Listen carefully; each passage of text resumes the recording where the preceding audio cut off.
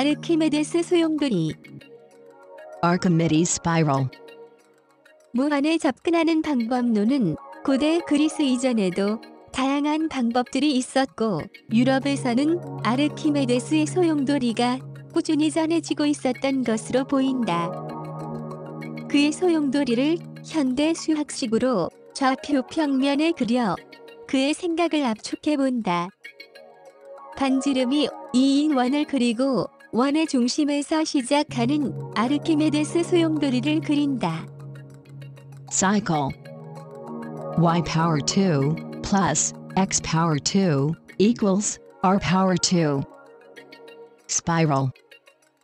R equals a plus b theta power 1 over c.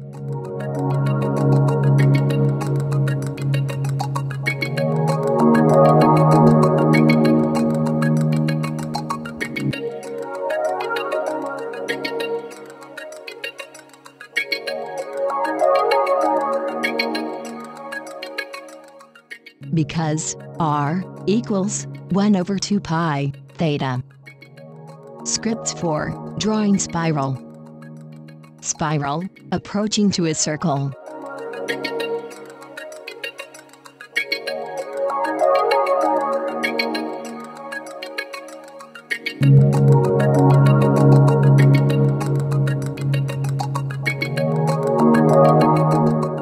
원의 중심에서 출발한 소용돌이 곡선은 원에 정확히 접한다. 이것은 소용돌이 접근 방법으로 무한에 접근할 수 있다는 것을 의미한다.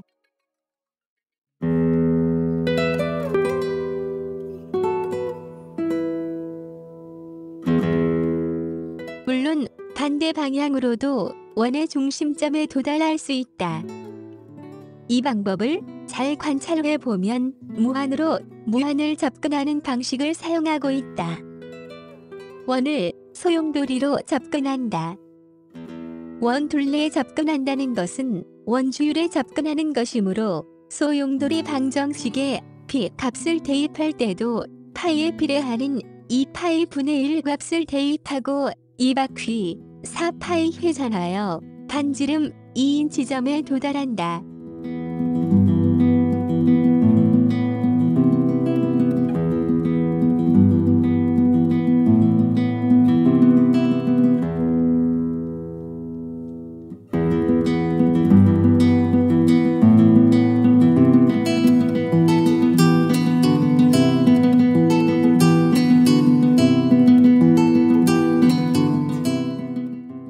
Spiral bordering on and over two circles.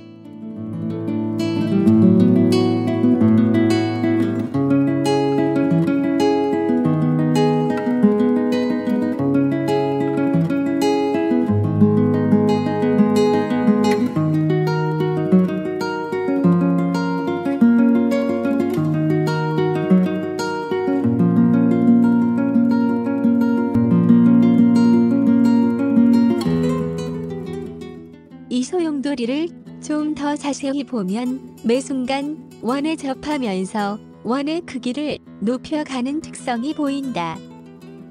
단순화시켜 반지름이 1인 원과 반지름이 2인 원, 두 개의 원을 소용돌이가 지나가는 모양을 관찰해 소용돌이의 특성을 통찰해 본다. 한편으로는 내접하면서 접근하고 또 한편으로는 외접하면서 원의 경계선을 넘어간다.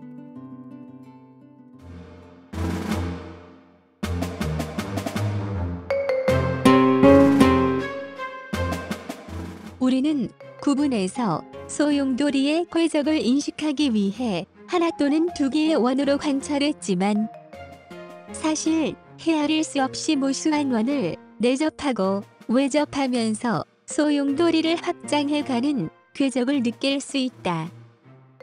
이런 관점에서 소용돌이는 무수한 원의 알고리즘을 모두 합쳐놓은 것 같다.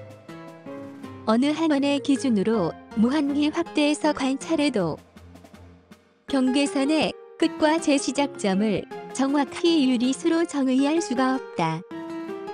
이 말은 원 둘레가 어느 각도로 휘어지고 있는지에 대한 물음과 같아서 보는 관점에 따라 소용돌이도 각도가 0인 직선으로 보이기도 하고 원으로 보이기도 한다. 개념화를 통해 엄밀한 논리를 구사하자면 소용돌이는 플러스 0의 각도로 휘어지고 있고 원은 0의 각도로 휘어지고 있다. 이런 관점에서 연쇄적으로 이어지는 논리가 원과 직선에 대한 질문이다. 원이 0의 각도로 휘어지는 것과 직선이 0의 각도로 휘어지는 것은 본질적으로 어떤 차이가 있는가? 이와 같은 논리의 경계면에 도달하면 원 이퀄 직선이 관점에 따라 참일 수도 거짓일 수도 있게 된다. 점체를 묶어 참과 거짓을 가리려 하면 갈릴레오 말처럼 무한이기 때문에 비교할 수 없지만 관점으로 방향성을 잡으면 논리에 시간의 흐름이 생겨나 참과 거짓을 구별할 수 있게 된다. 따라서 회점 논리를 구사할 때는 참으로 작용하여 활용할 수 있게 되고 직선 논리를 구사할 때는 거짓으로 작용하여 사용할 수 없게 된다.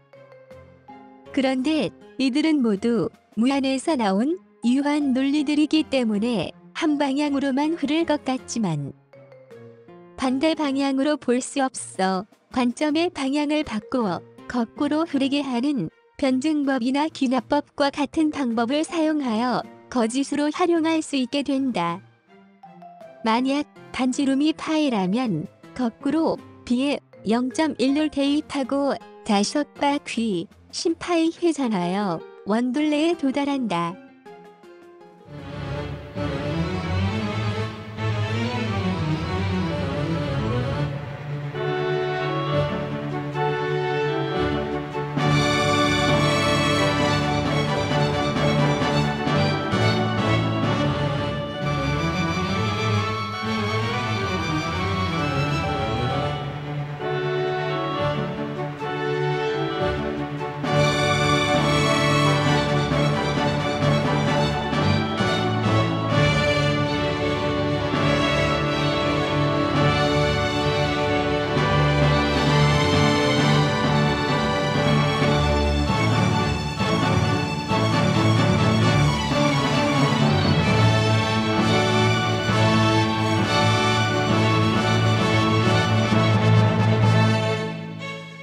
Script 4. Drawing spiral. Spiral, approaching to pi.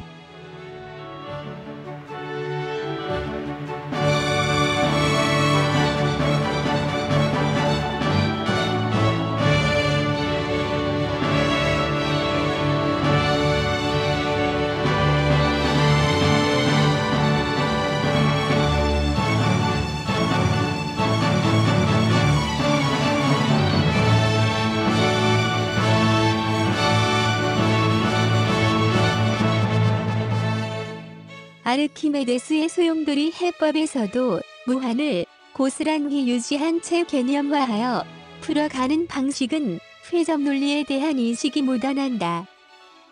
무한은 무한으로 푼다.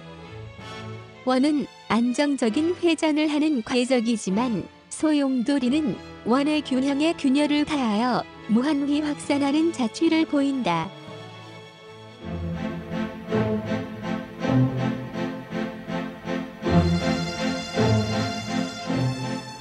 무한한 확산은 현대 수학에서 발산이라 부르는데 이 방향을 거슬러 올라가면 수렴하는 논리로 바뀐다. 이런 소용돌이는 결국 곡선에 대한 문제로 연쇄 반응을 일으킨다. 구심력이 강한 소용돌이와 약한 소용돌이, 그리고 적당한 소용돌이 등이 나타난다. 강한 소용돌이는 점으로 모아지고 약한 소용돌이는 무한히 원을 그리며 발산하며 적당한 소용돌이는 원으로 매줌을 한다. 소용돌이는 물이나 공기의 회오리와 같이 조화의 극한 상황에 나타나며 관조하면 아름다운 자연현상으로 보인다. 그런데 극한 상황 중에 항상 나타나 있지만 잘 인식하지 못하는 것이 빛의 소용돌이 현상이다. 빛은 직진하는 것 같지만 실은 사방으로 퍼지며 굴절되는 현상이 소용돌이를 만든다. 빛은 소용돌이친다. 빛을 개념화하여 한 줄기만 보고 따라가면 직진하는 것으로 보인다.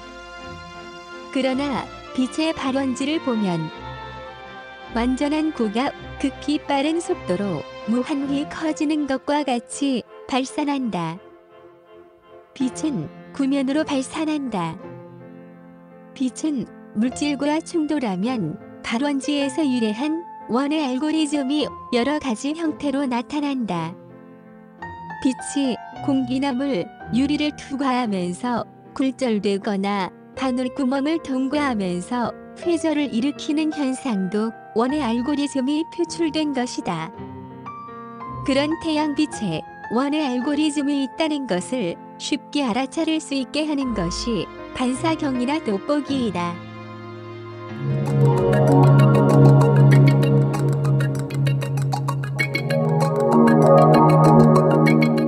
돋보기로 굴절하여 모인 빛이 초점을 지나 다시 확대되면서 원뿔 또는 원추를 머릿속에 그리게 한다. 아르키메데스가 반사경으로 빛을 모아 로마군의 전함을 불태웠다는 이야기가 빛의 소용돌이 현상에 대한 인식을 대변한다. 따라서 다양한 소용돌이들은 원의 형태를 벗어나려는 관성으로 결국 원뿔을 공상하게 만들고 소용돌이는 원으로부터 나와 곡선의 인식으로 확장된다. 인식은 환경에 대한 반응이고 논리를 만든다.